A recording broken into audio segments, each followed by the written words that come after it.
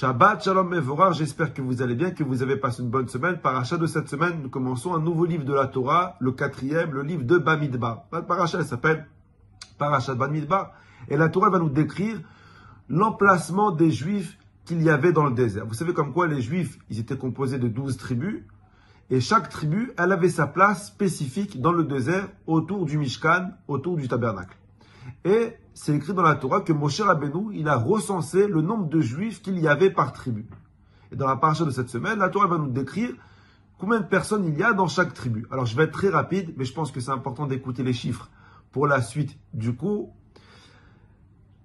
La Torah nous dit comme ça. La tribu de Réhouven, la première des tribus, elle était composée de 46 500 personnes. La tribu de Shimon, elle était composée de 59 300 personnes. La tribu de Gad, elle était composée de 45 000 personnes. La tribu de Yehuda, 74 000 personnes. La tribu de Issachar, 54 000. La tribu de Zevouloun, 57 000 personnes. La tribu de Ephraïm, 45 000 personnes. La tribu de Ménaché, 32 000 personnes. La tribu de Binyamin, 35 000 personnes. La tribu de Dan, 62 000 personnes. La tribu de Asher, 41 000 personnes. La tribu de Naphtali, 53 000 personnes. En tout, la Torah elle dit qu'il y avait dans le désert 603 550 juifs. Maintenant, dans le calcul que je vous ai fait maintenant, on a compté 12 tribus. La seule tribu que nous n'avons pas comptée, c'est la tribu de Lévi. Hachem, il a dit à Moshe Rabbeinu, tu ne comptes pas les Lévim parmi le peuple. Les Lévis, ils ont un statut spécial, ils m'appartiennent, tu les comptes séparément.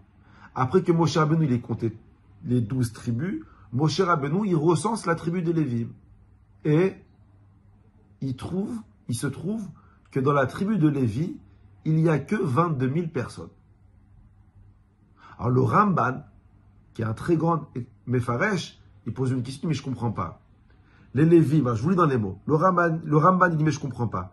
Les Lévim, ils sont les proches d'Hachem. Les Lévis, c'est la tribu choisie de Dieu. Hachem, il a choisi Am Israël. Mais dans Am Israël, il a choisi l'élu de l'élu, qui est la tribu des Lévis. Et le Ramban dit, mais je ne comprends pas. Si les Lévim, c'est les proches de Dieu, comment ça se fait qu'ils sont seulement 22 000? Vous avez écouté les chiffres que je vous ai lus au départ. On parle de 40 000, 50 000, c'est la moyenne.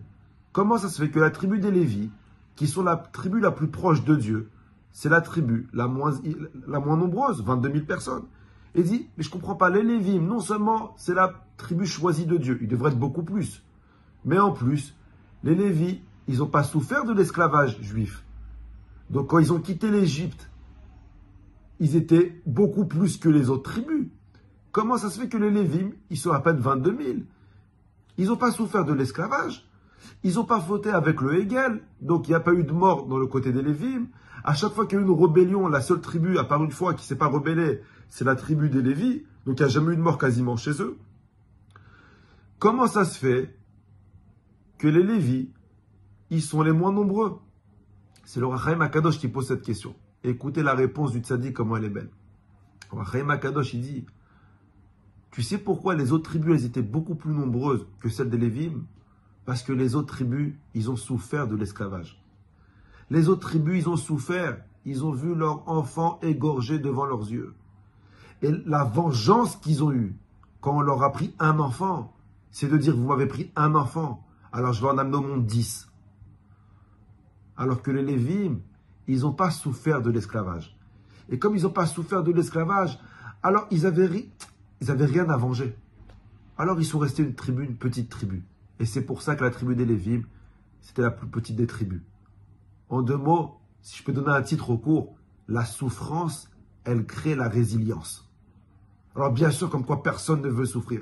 Bien sûr, comme quoi personne n'aime souffrir. Mais des fois, la souffrance, elle arrive à sortir un potentiel, elle arrive à sortir une force de toi que sans cette souffrance-là, jamais tu aurais pu la sortir. La résilience du peuple juif. Et c'est pour ça qu'on est toujours là aujourd'hui, après des milliers d'années de persécution. Que ce soit les Romains, que ce soit les Grecs, que ce soit le Babel, l'Irak, l'Inquisition. Il n'y a pas un pays au monde où on n'a pas été expulsé. Il n'y a pas un pays au monde où on n'a pas eu de pogrom. Et on est toujours là aujourd'hui. Pourquoi? Parce que la souffrance, elle crée la résilience.